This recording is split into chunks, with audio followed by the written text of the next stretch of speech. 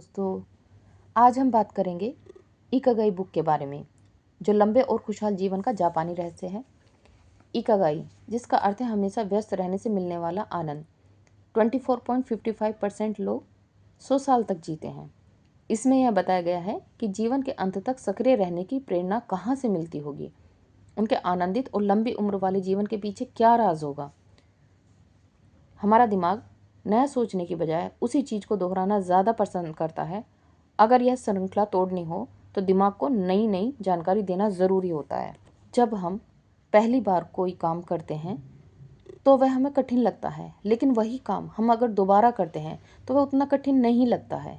बीमारी की सबसे बड़ी वजह होती है दबाव, तनाव। यह हमारे शारीरिक स्वास्थ्य, मानसिक स्वास्थ्य को प्रभावित करता है। कैलिफोर्निया यूनिवर्सिटी में परीक्षण किया गया जिसमें 39 माताओं के खून की जांच की गई और पाया कि जो माँ तनाव मुक्त है उनके बच्चे स्वस्थ हैं और पेशियों का निर्माण तेजी से हो रहा है।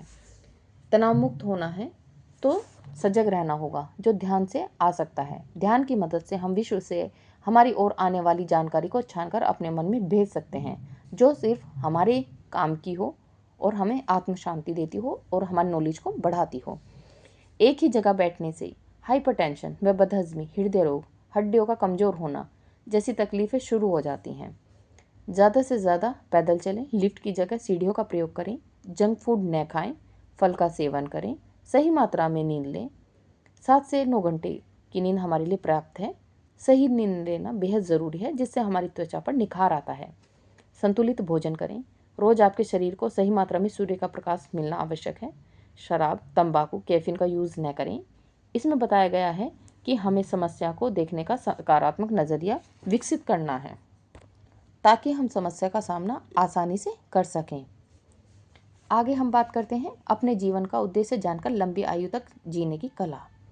इसमें विक्टर फ्रैंकलिन, जो एक मनोवैज्ञानिक हैं, ने लोगोथेरेपी के बारे में बताया है। लोगोथेरेपी लोगों को उनके जीवन का उद्देश्य समझाने में सहयोग करती है, जिसकी वजह से उनके जीवन को अर्थ प्राप्त होता है। उन्हें जीने की नई उम्मीद मिलती है और नए जोश और उत्साह के साथ आगे के जीवन जीने लगते हैं। जीवन के अर्थ की तलाश में मनुष्य पुस्तक के लेखक हैं विक्टर। वह कहते हैं, लोगों को जिंदा रहने के लिए किसी न किसी मकसद की ज़रूरत होती है। लोगोथेरेपी लोगों को उनके जीवन में खालीपन, चिंता, निराशा का एहसास कराती है, जिससे थेरेपिस्ट उन्हें यकीन दिलाता है कि इसका अर्थ है कि आपको अपने जीवन का उद्देश्य जानने की तीव्र इच्छा हो रही है। मरीजों को उसके जीवन का उद्देश्य मिल जाता है, खासकर निराशा के समय। मरीज अपनी मर्जी से उस उद्देश्य का चयन करता है या उसे नकारता है। उसे मिले इस नए उद्देश्य की मदद से वह समस्याओं पर विजय प्राप्त करता है और नई विचारधारा और सकारात्मक नज़रिए से जीवन जीने लगता है। विक्टर कहते हैं कि आप लोगों से सब कुछ छीन सकते हैं, लेकिन किसी भी परिस्थिति को किस नज़रिए से देखना है और उसका किस भावना के साथ सामना करना है, यह आज़ादी आप किसी से कभी नहीं छीन सकते। अस्तित्व की लड़ाई। जब भी हमारे जीवन में कोई उद्देश्य नहीं होता है तो हमें निराशा होती है और अपने अस्तित्व के बारे में निराशा होना संभावित है। लेखक कहते हैं कि निराशा में भी ऊर्जा होती है, जो नव निर्माण की वजह बनती है। इसलिए इस निराशा को सकारात्मक भावना मानते हैं। उन्होंने अपनी पुस्तक जीवन के अर्थ की तलाश में मनुष्य को बताया है कि जिसको क्यों का जवाब मिल जाता है, उसे कैसे का भी जवाब मिलता है। आगे के जीवन में लोग उन्हें क्या करना है अच्छा लगता है, वह करने की बजाय उन्हें जो बताया जाता है वह करते हैं। खुद की पसंद का काम छोड़कर दूसरे जो काम कर रहे हैं वह काम करते हैं। सिर्फ आर्थिक आज़ादी मिले इस भागदौड़ में वे अपने मन के खिलाफ काम करने के लिए तैयार होते हैं। इसमें कुछ केस स्टडी बताई गई हैं। पहली, जो लोग नाजी कैंप में खुद को जिंदा रख पाए, उनके पास एक उद्देश्य मकसद था जिसे वह पूरा करना चाहते थे। दूसरी केस स्टडी है अमेरिकन राजनीतिज्ञ की। वह एक बड़े पद पर कार्यरत थे। जो वह निर्णय लेना चाहते थे उसे वह लेते थे, लेकिन अपने पिताजी की सहमति वो जानना चाहते थे हमेशा। पर अगर ऐसा नहीं होता था या उनके पिताजी उस बात पे सहमति नहीं देते थे तो दोनों पिता और पुत्र के बीच में मनमुटाव होता था और जिससे वह परेशान रहते थे। फिर विक्टर ने उन्हें बताया कि आप परेशान इसलिए हैं कि आपकी रुचि व क्षेत्र दूसरा है। आप अपनी मर्जी के खिलाफ इस क्षेत्र में हैं तो परेशान हैं। कुछ दिन बाद पता चला कि वह राजनेता खुद के चयन वाले क्षेत्र में अच्छा काम करके खुश है। आइए हम आगे बात करते हैं फ्लो के बारे में। फ्लो यानी जब हम अपना सबसे पसंदीदा काम करते हैं तो हमें अपनी इंद्रियों का और समय का कोई अनुभव नहीं होता है, चाहे कोई भी काम हो, जैसे संगीत, खाना बनाना, पढ़ना, वॉक करना, तैरना। इसके उलट अपनी नापसंद का काम करना मानो पहाड़ चढ़ना हो, समय बीतता ही नहीं।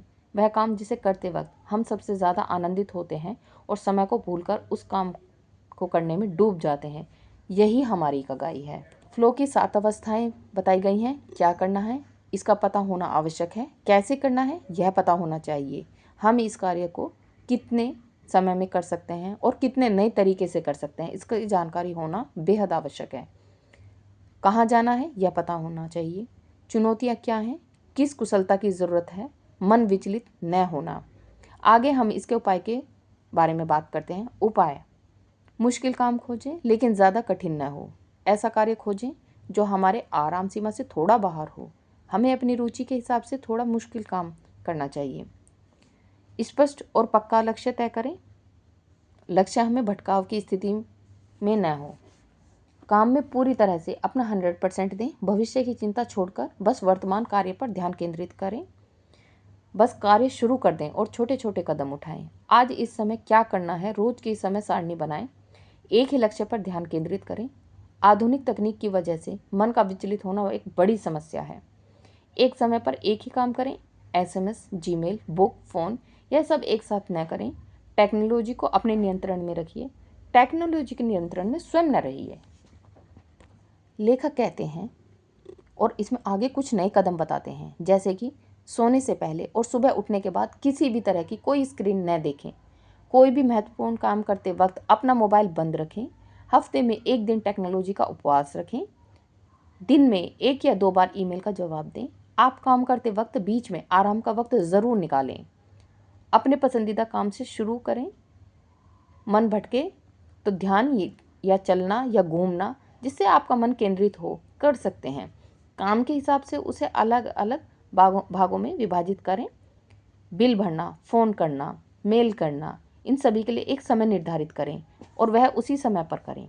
इसमें ध्यान को काफ़ी महत्व दिया गया है, जिससे मन शांत होता है।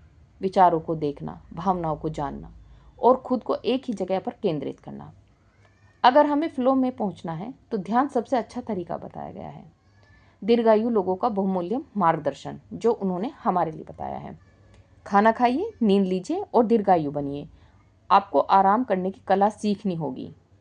खुश रहना और कहना सब अच्छा चल रहा है। अगर अपने मन और शरीर को सक्रिय रखना है तो आप यकीनन लंबी उम्र तक जिएंगे। जितने भी लोग 100 साल के हुए हैं उनमें से ज़्यादा लोग अपनी खुशी का काम करते रहे हैं, जिससे उन्हें सक्रियता व खुशी मिली।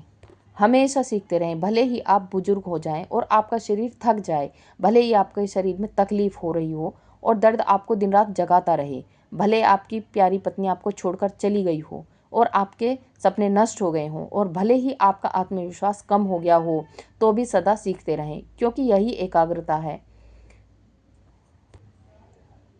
जो परिस्थितियों को बदल सकती है।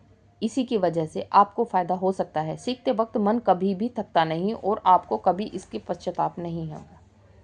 लेखक ने वहाँ के लोगों से लंबी आयु, तत्व ज्ञान और इकिगाई के राज पूछे, जो इस प्रकार हैं। चिंता न करें, मन को सदैव युवा रखें, खुले मन से जिएं और खुले मन से सभी का स्वागत करें। लोगों से जिंदा दिली के साथ मिलें, अच्छी आदतें, सुबह जल्दी उठें, व्यायाम करें, जिस चीज़ से आपको खुशी मिले वह करें, अच्छा खाना खाएं, दोस्त बनाएं, अपनी दोस्ती को रोज़ सींचें, सकारात्मक बनें, हर चीज़ को सकारात्मक नज़रिए से देखें, हमेशा मुस्कुराते रहें। हमें जो समाज से मिला है वह हमें समाज को वापस लौटाना चाहिए। सामाजिक कार्यों में भाग लीजिए। प्रतिदिन कुछ न कुछ व्यायाम करना चाहिए। शांत जगह बैठकर ध्यान कर सकते हैं, जिससे आपके तन व मन की सक्रियता बढ़ेगी। इस पुस्तक में सूर्य नमस्कार को बताया गया है, जिससे स्वस्थ रहा जा सकता है। दृढ़ता: अपना इकिगाई स्पष्ट होने वाले लोगों में एक चीज़ समान रूप से पाई जाती है, वे अपने इकिगाई को हासिल करने के लिए किसी भी हद तक जा सकते हैं। परिस्थितियाँ पूरी तरह उनके खिलाफ हों तो भी और उन्हें समस्या का सामना करना पड़े तो भी वह अपनी इकिगाई को नहीं छोड़ते। समस्याओं का सामना करने की हमारी क्षमता मतलब हमारी दृढ़ता। हम जितनी ज़्यादा दृढ़ता के साथ समस्याओं का सामना करेंगे उतनी ही जल्दी उनसे बाहर आएंगे और अर्थपूर्वक जीवन जी पाएंगे। यही इकिगाई का उद्देश्य है। Thank you so much guys watching this video.